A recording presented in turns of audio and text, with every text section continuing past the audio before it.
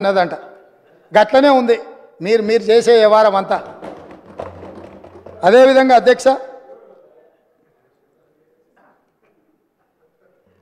ప్రాజెక్టులు దీని విషయం కొంచెం మనం మాట్లాడుకోవాలి. ఎందుకనంటే 5 సంవత్సరాలు హరీష్ రావు గారు, 5 సంవత్సరాలు కల్వకుంట్ల చంద్రశేఖరరావు గారు సాగునీటి పారుదల శాఖ మంత్రులుగా పనిచేసిండ్రు. ఇక వారికి ఉన్న అనుభవం, వారికి ఉన్న జ్ఞానము, వారికి ఉన్న మేధో సంపత్తి వాళ్ళ మాటల్లోనే చాలాసార్లు మనం విన్నాం. ఈ సభలో కూడా వారే డాక్టరు, వారే లాయరు, వారే ఇంజనీరు, వారే స్ట్రక్చరల్ ఇంజనీరు, వారే 80,000 పుస్తకాలు చదివి వాళ్ళ మేధస్సుతోని నిర్మించారు. మేడిగడ్డ కడితే మేడిపండు అయింది. ఇక అన్నారం సంగతి నేను చెప్పాల్సిన పర్లేదు. సుందీళ్ళు ఎప్పుడేమవుతుందో తెలియదు, పంపు సెట్లు ఏమైనాయో తెలియదు. ఇవాళ వీటి మీద చర్చ వచ్చినప్పుడల్లా, కాళేశ్వరం అవినీతి గురించి చర్చ వచ్చినప్పుడల్లా కృష్ణానది జలాలను ప్రాజెక్టులు అప్పచెప్పినరు అని మాట్లాడుతున్నారు అధ్యక్ష.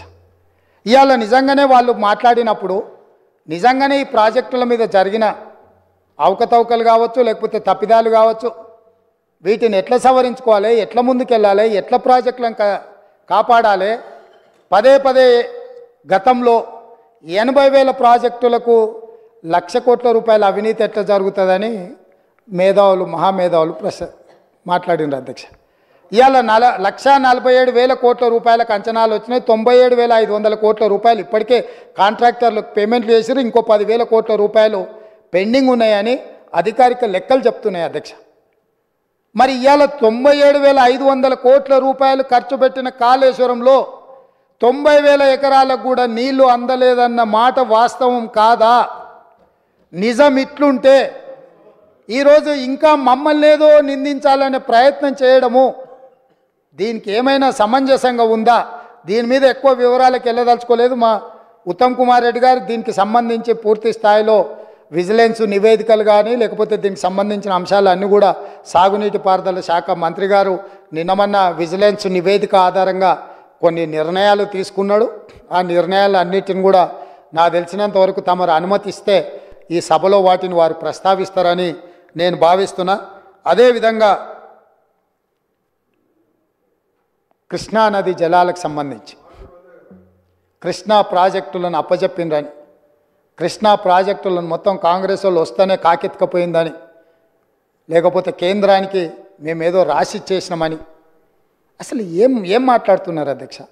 అసలు ఏమైనా బాధ్యత అనేది ప్రతిపక్ష పార్టీగా 1% వాళ్ళు నిర్వహిస్తున్నారా? ఈరోజు కృష్ణానది జలాల మీద ఏర్పాటు చేసిన కృష్ణా రివర్ మేనేజ్మెంట్ బోర్డ్ 2014 రాష్ట్ర పునర్విభజన చట్టంలో స్పష్టంగా పొందుపరిచినరు. ఆ రోజు నేను కానీ, మా ఉత్తమ్ కుమార్ రెడ్డి గారు కానీ, లేకపోతే మా కోమటిరెడ్డి వెంకటరెడ్డి గారు కానీ, ఇక్కడ ఉన్నోళ్ళం ఎవరం మేము ఎంపీలం కాదు అధ్యక్ష. ఏ రోజు కూడా ఈ పునర్విభజన చట్టం ప్రతి పదం నన్ను అడిగి నేనే రాసి నేనే తీర్చిదిద్దినాను కూడా మేము ఏ రోజు చెప్పుకోలేదు అధ్యక్ష. మేము చెప్పుకోలేదు అధ్యక్ష. ఎవరు అధ్యక్ష ఆ రోజు సభలో సభ్యులు? కల్వకుంట్ల చంద్రశేఖరరావు గారు ఎంపీ. ఆ బిల్లు వచ్చినప్పుడు ఇటు లోక్సభలో కానీ అటు రాజ్యసభలో కేశవరావు గారు కానీ ఆ అంశాన్ని ప్రస్తావించి అభ్యంతరం పెట్టాల్సిన సందర్భంలో ఈ బిల్లును మేమే పాస్ చేయించినాం, మేమే తెచ్చినాం. దీన్ని రాసేటప్పుడు అందరు మాతోనే మాట్లాడారు, మొత్తం నా సూచనల మేరకే రాసిందని చెప్పారు అధ్యక్ష. ఆ రోజు రాసింది చంద్రశేఖర్ రావే అయితే అందులో ఒకవేళ లోపం ఉంటే ఆ లోపాలకు బాధ్యులు ఎవరు అధ్యక్ష? ఈనాడు ప్రతిపక్ష నాయకుడు ఆ లోపాలకు బాధ్యుడు కాదా అని నేను మీ ద్వారా అడగదలుచుకున్న అధ్యక్ష వాళ్ళను. ఈరోజు మీరు 2014 నుంచి 2023 వరకు కృష్ణా రివర్ మేనేజ్మెంట్ బోర్డు సమావేశాలు ఏర్పాటు చేసినప్పుడల్లా ఉమాభారతి గారు మంత్రిగా ఉన్నప్పుడు వారు వెళ్ళిండ్రు, చంద్రశేఖరరావు గారు వెళ్ళిండ్రు, వివిధ సందర్భాలలో వీళ్ళే అధికారికంగా వెళ్ళిండ్రు. ఇంతవరకు నేను మా ఉత్తమ్ కుమార్ రెడ్డి గారు ఏ సమావేశాలకు పిలవలేదు, మేము వెళ్ళలేదు అధ్యక్ష.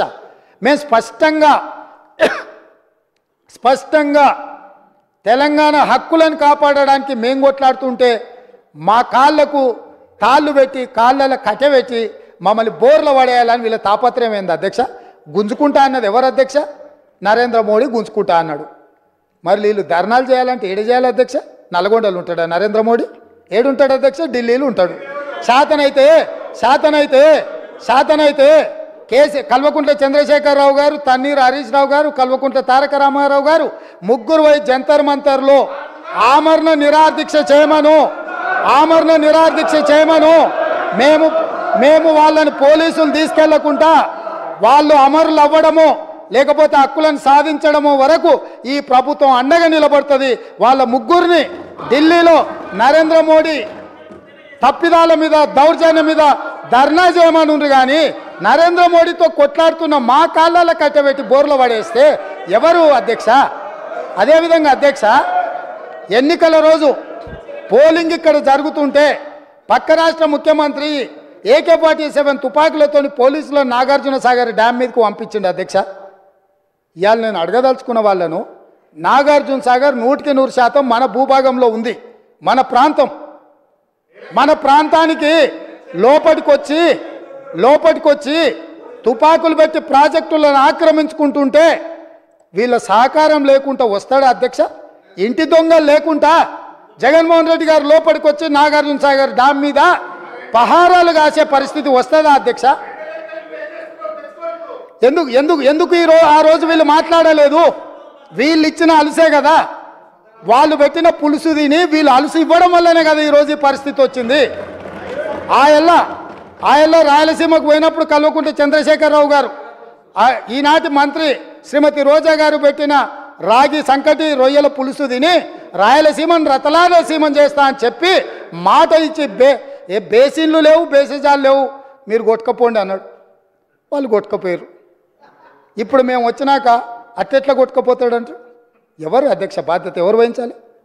నీ కళ్ళ ముందే కదా ముచ్చుమర్రి చంద్రబాబు నాయుడు కట్టింది, నీ కళ్ళ ముందే కదా రాజశేఖర రెడ్డి పోతిరెడ్డి పాడును 44,000 క్యూసెక్లకు పెంచి తరలించకపోయింది. నీ కళ్ళ ముందలనే కదా నీ ఇంట్లో పంచపక్ష ప్రమాణాలు జగన్మోహన్ రెడ్డి గారికి పెట్టి జీవో నెంబర్ 203ను నీ ఇంట్లోనే పునాదులేసి రాయలసీమ లిఫ్ట్ ఇరిగేషన్కు ప్రగతి భవన్లో కేసీఆర్ గారి డైనింగ్ టేబుల్ మీద పునాది రాయబడ్డది. దానికి పునాది రాయేసింది మీరే కదా. 8 TMCలు పర్ డే తరలించకపోవడానికి అనుమతి ఇచ్చింది, టెండర్లు పిలిచింది, కాంట్రాక్టులు అప్పచెప్పింది, పనులు పూర్తి చేసింది మీరు అధికారంలో ఉన్నప్పుడే కదా అధ్యక్ష. మీరు మొత్తం కృష్ణానది జలాలు మహారాష్ట్ర కర్ణాటక దాటి మహబూబ్ నగర్ జిల్లాలో జూరాల నుంచి పాలమూరులో కలంపూర్లో ఎంటర్ అయి తుంగభద్ర నదిలో వచ్చే నీళ్లు, తుంగభద్ర నుంచి వచ్చిన సుంకేశ్లకు వచ్చిన నీళ్లు, సుంకేశ్ల నీళ్లు, జూరాల నీళ్లు కలిసి ప్రయాణమై పాలమూరు జిల్లా నుంచి మొదలై రాయలసీమలకు పోయి నంద్యాల నుంచి తిరుక్కొని శ్రీశైలం ప్రాజెక్టు మీదకి వచ్చినప్పుడు శ్రీశైలం ప్రాజెక్టు కొంత తెలంగాణలో ఉంటే కొంత ఆంధ్రాలో ఉంది అధ్యక్ష. అంతకుముందు ప్రాజెక్టు లేవు. అంతకుముందు పోతిరెడ్డిపాడు 11,000 క్యూసెక్స్ ఉండే, అది 44,000 క్యూసెక్స్కి పెరిగింది. అంతకుముందు లేని రాయలసీమ లిఫ్ట్ ఇరిగేషన్ ఇవ్వాలా 8 TMCలు తరలించడానికి లిఫ్ట్ ఇరిగేషన్లు కట్టినరు. ముచ్చుమర్రి నుంచి 1/2 TMC కట్టిరు అధ్యక్ష. మొత్తం 12.5-13 TMCలు పర్ డే. ఒక్క నెల రోజులు మనం కళ్ళు మూసుకుంటే శ్రీశైలంలో బురద కూడా ఉండదు అధ్యక్ష. రాయలసీమ లిఫ్టు 797 FRL దగ్గర కట్టిరు అధ్యక్ష. కుండ ఇట్లుంటే కుండకు సైడ్కు పొక్క పెట్టలే అధ్యక్ష, కింద పెట్టిండు. కింద వీళ్ళు పిలిచి పంచపక్ష ప్రమాణాలు వీళ్ళు పెట్టిండ్రు, జగన్మోహన్ రెడ్డి వీళ్ళ కింద బొక్క పెట్టిండు అధ్యక్ష. బొక్క పెట్టి మొత్తం తరలించకపోతుంటే మిన్నకుండా ఉన్న మీళ్ళు ఇవాళ నేను సూటిగా అడుగుతున్న హరీష్ రావుని మిత్రుణ్ణి, రాజకీయాలు పక్కన పెట్టండి, రాజకీయాలు పక్కన పెట్టండి, మీరు బాధ్యత కలిగిన మంత్రిగా చెప్పు.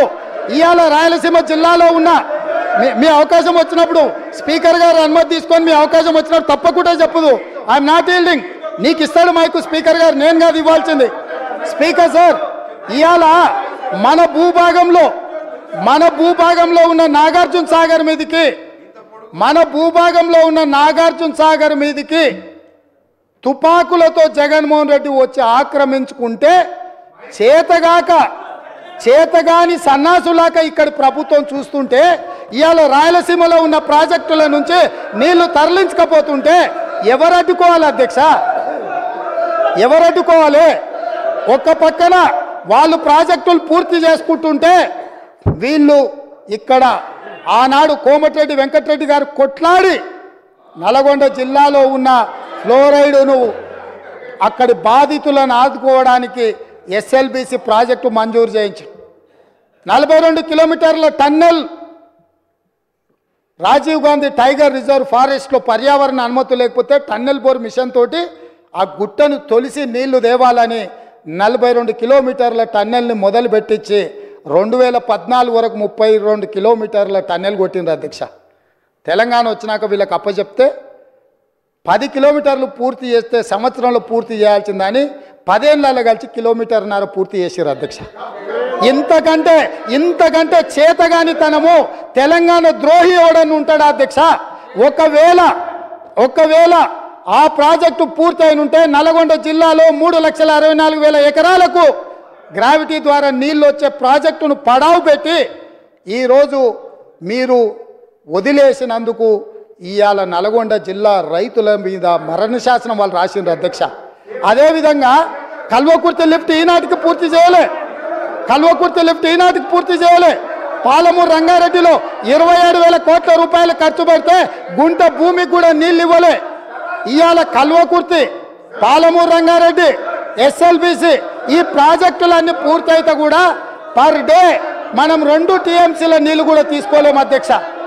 ఇవాళ నేను చెప్పదలుచుకున్న అధ్యక్ష, ఆంధ్రప్రదేశ్ రాష్ట్రంలో పూర్తి చేసుకున్న ప్రాజెక్టులు 12.5 టీఎంసీలు పర్ డే తరలించకపోవడానికి ఉంటే తెలంగాణలో కృష్ణానది మీద కట్టిన ప్రాజెక్టులు మొత్తం కలిపి 2 టీఎంసీలు కూడా కాదు అధ్యక్ష. 10 ఏళ్ళ అవకాశం ఇచ్చిన ఈ పాలమూరు రంగారెడ్డి లేకపోతే కల్వకుర్తి లేకపోతే ఎస్ఎల్బిసి పూర్తి చేయకపోవడానికి వీళ్ళు కారణం కాదా అధ్యక్ష? ఇంత అన్యాయము ఉమ్మడి రాష్ట్రంలో కూడా తెలంగాణ ప్రాంతానికి జరగలేదు. వీళ్ళ పాలనలో తెలంగాణ ప్రజల పట్ల కృష్ణానది జలాల మీద మరణ శాసనం రాసిండ్రు అధ్యక్ష. వీళ్ళు ఇవాళ నేను అడుగుతున్నా వీళ్ళను అధ్యక్ష, వీళ్ళని నేను అడుగుతున్నా, మీకు ఏమైనా చిత్తశుద్ధి ఉంటే మేము చేసే ప్రయత్నంలో, మేము చేస్తున్న పోరాటంలో రాజకీయాలు పక్కన పెట్టి ముందుకు రావాలి కానీ మా కాళ్ళలో కట్టెపెట్టి కింద పడేస్తే ఏమవుతుంది అధ్యక్ష? వీళ్ళకి అధికారం వచ్చుడు సంగతి దేవుడు ఎరుగు కానీ తెలంగాణ రైతుల జీవితాలతో చెలగాటమాడుతున్నారు అధ్యక్ష రాజకీయ స్వార్థం కోసము. ఇదా అధ్యక్ష? ఇదా వీళ్ళ నుంచి ఆశించేది? 10 ఏళ్ళు అధికారం ఇచ్చినా ఇంకా అధికార దాహం తీరలేదు. సెంటిమెంట్ను రెచ్చగొట్టాలి, దానికి ఆయింట్మెంట్ ఉయ్యాలి, వచ్చే ఎన్నికలలో డబ్బలో ఓట్లు వేసుకోవాలన్న ధ్యాస తప్ప ఈ సమస్యను ఎట్లా ఎదుర్కోవాలి, ఈ సమస్యను కలిసి వస్తామన్న ఆలోచన ఎందుకు వీళ్ళకి రావడం లేదు అధ్యక్ష? నేను అడుగుతున్న తమ ద్వారా. ఇంత కీలకమైన అంశం ఈరోజు సభలో ఉండి చర్చించి వారి అనుభవం అంతా రంగరించి వారు చదివిన 80,000 పుస్తకాల జ్ఞానాన్ని మాకు కొంతైనా పంచితే ఈ ప్రభుత్వం సరైన దిశగా ఇంకా వేగవంతంగా పనిచేయడానికి ఉపయోగపడుతుంది కదా అధ్యక్ష. వారేమో రారు, వీరేమో నిజాలు మాట్లాడారు. ఇది వాళ్ళ బాధ, వాళ్ళ ఆలోచన అధ్యక్ష. అందుకే అధ్యక్ష ఈరోజు కృష్ణానది జలాల గురించి పదే మిత్రుడు ప్రస్తావిస్తున్నాడు. అసలు కృష్ణానది జలాలు వాళ్ళకి అప్పచెప్పింది ఎవరు అధ్యక్ష? 2015లో పోయి సంతకం పెట్టి వచ్చింది ఎవరు అధ్యక్ష? వీళ్ళు కాదా? వారే సాగునీటి పారుదల శాఖ మంత్రి కాదా? మురళీధర్ రావు గారు ఈఎన్సీ కాదా? సాగునీటి పారుదల సలహాదారుడు విద్యాసాగరరావు గారు వాళ్ళ పార్టీ సభ్యుడు కాదా?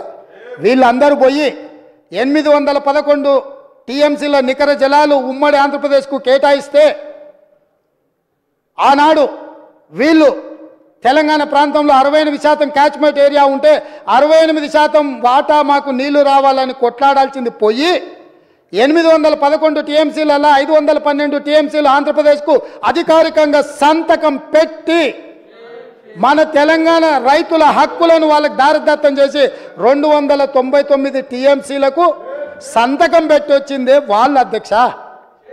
ఇంకా కూడా అబద్ధాలు బుకాయించాలనుకుంటారు. పాపం ఆయన ఎవరు? లేదు, ఒక్క నిమిషం. నామ నాగేశ్వరరావు గారు, ఖమ్మం జిల్లా ఎంపీ. పాపం తెలియక ఆయన ప్రశ్న అడిగిండు పార్లమెంట్లో. ఎన్నడొచ్చింది? 8/2/2024 నాడు. ఇవాళ ఎంత తారీఖు? 9. నిన్ననే పాపం నిన్ననే పార్లమెంట్లో సమాధానం ఇచ్చింది జలశక్తి మంత్రి తుమ్మల నాగేశ్వరరావు. ఎవరు? నామ నాగేశ్వరరావు గారు అడిగితే ఏం చెప్పిండు? స్పష్టంగా తెలంగాణ రాష్ట్ర ప్రభుత్వం ఒప్పుకొని సంతకాలు పెట్టినందుకు నీటి కేటాయింపులు చేసిన ఇద్దరు కలిసి సంతకం పెట్టారు. సంతకం ప్రకారము 2015-16లో 512.04 టీఎంసీలు ఆంధ్రప్రదేశ్కి ఇచ్చినాం. తెలంగాణకు 298.96 టీఎంసీలు తెలంగాణకి ఇచ్చినాం. 18th and 19th June 2 Telangana రాష్ట్రము 14లో ఏర్పడితే సంవత్సరం తిరిగే లోపల 18th and 19th జూన్ 2015 వీళ్ళు పోయి సంతకాలు పెట్టారు. అదేవిధంగా 2000 మొదటి సంవత్సరం ఒకవేళ తెలిసి తెలవకనో అవగాహన ఉండి లేకనో అధికారంలోకి వచ్చిన ఆనందంలో ఏడ సంతకం పెడుతున్నామో చూసుకోకవేళ పెట్టిండ్రు అనుకుంటే సరే ఓసారి చూడనట్టు మనం ఏదన్నా అనుకోవచ్చు అధ్యక్ష. మళ్ళీ 2016-17లో సేమ్ దాని ప్రకారమే 21 and 22 జూన్ 2016 నాడు మళ్ళీ సేమ్ సంతకం పెట్టారు అధ్యక్ష. 2017-18లో మళ్ళీ 7th meeting of board held 4/11/2017. ఇట్లా 2023-24 వరకు కూడా సేమ్ సంతకాలు పెట్టిరుగో. ఇదే అధ్యక్ష నిన్న పార్లమెంట్లో కేంద్ర జలశక్తి మంత్రి సమాధానం ఇచ్చింది. ఇది నేను ఇంకెవరో కాదు, నామ నాగేశ్వరరావు గారు వాళ్ళ పార్లమెంటరీ పార్టీ నాయకుడు లోక్సభలో అడిగితే వారికే జవాబు ఇచ్చిండ్రు అధ్యక్ష. ఇప్పుడు నేను మిత్రుడు హరీష్ రావు గారిని అడుగుతున్నా, ఏం జవాబు చెప్తావు? మొత్తము దారదత్తం చేసి తెలంగాణ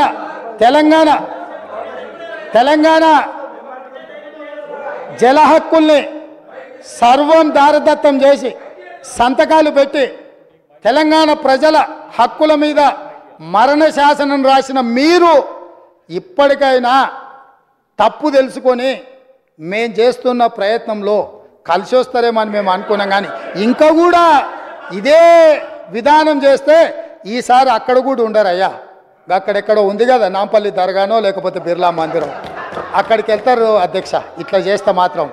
అదేవిధంగా అధ్యక్ష పదే పదే మా మిత్రులు గొప్పతనం గురించి వరంగల్ గురించి మా సోదరులు చాలాసార్లు